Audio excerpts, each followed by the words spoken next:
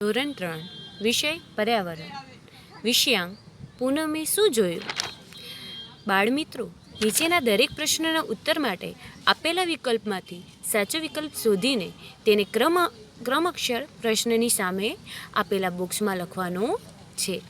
જેમાં પહેલો છે, જમીન અને પાણી બંનેમાં રહી શકે તેવું પ્રાણી કયું છે? અ. માછલી, બ. જળસાપ, ક.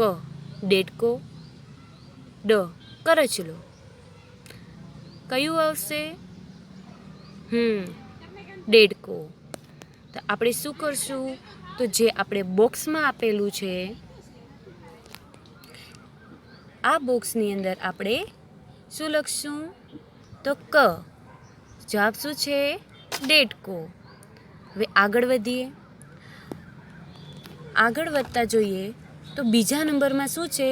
તો સરકીને ચાલનાર પ્રાણી કયું છે? જે જમીન ઉપર સરકીને કયું પ્રાણી ચાલે છે? ગરોળી, બ. કાચિંડો, ક. ખિસકોલી કે ડ. સાપ. તો જવાબ આવશે ડ. સાપ. એ ક્યાં લખશું આપણે? બોક્સમાં.